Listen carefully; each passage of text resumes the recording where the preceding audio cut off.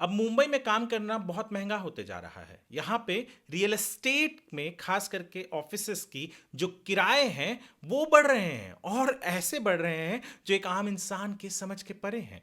दरअसल जुलाई, अगस्त और सितंबर का जो तिमाही यानी जो क्वार्टर था, इसमें पिछले साल के तुलना में 11% का इजाफा हुआ है ऑफिस के रेंटल्स में। जी हां, और ये रेंटल शायद देश में सबसे ज्यादा है। मुंबई के से ऊपर कलकत्ता है, 14% वहां पे बढ़ी है, पर कलकत्ता का बेस जो है वो बहुत छोटा है और इसलिए ज्यादा मायने नहीं रखता।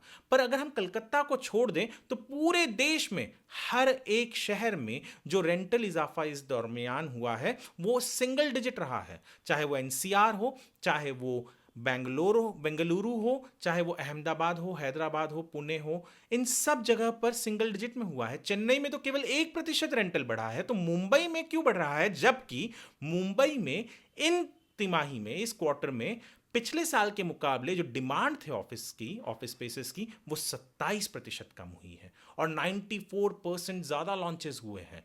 फिर भी यानी बेसिक इकोनॉमिक्स है कि सप्लाई जब ज्यादा होती है, डिमांड कम होती है, तो प्राइस ऑटोमेटिकली गिरती है। पर यहां तो उल्टा देखने को मिल रहा है। क्या कोई कार्टेल इसके पीछे काम कर रहा है? जब हम रेसिडेंशियल कोई डील करते हैं तो हमारे पास रेडी रेकनर रेट होता है जिसे हम देखकर समझ सकते हैं कि भैया यहां पे अप्रॉक्सीमेटली रेट यहां इतना चल रहा है। पर क्या रेंटल्स, ऑफिस रेंटल्स को कोई एक स्पेसिफिक कार्टेल चला रही है? क्या कुछ बिल्डर्स, कुछ रियल एस्टेट एजेंट्स अपने मन मुताबिक रेट डिसाइड कर लेते हैं?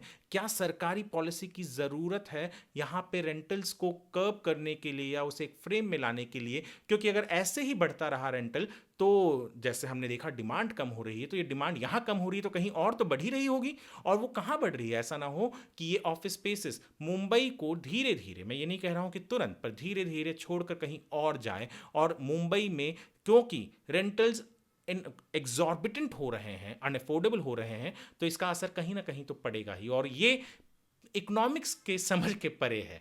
तो शायद रेंटल्स को भी रेगुलेट करने की ज़रूरत है, उसके लिए भी शायद कोई पॉलिसी लाने की ज़रूरत है। पर मुंबई में काम करना बहुत महंगा होते जा रहा है, इसमें कोई दो राय नहीं है।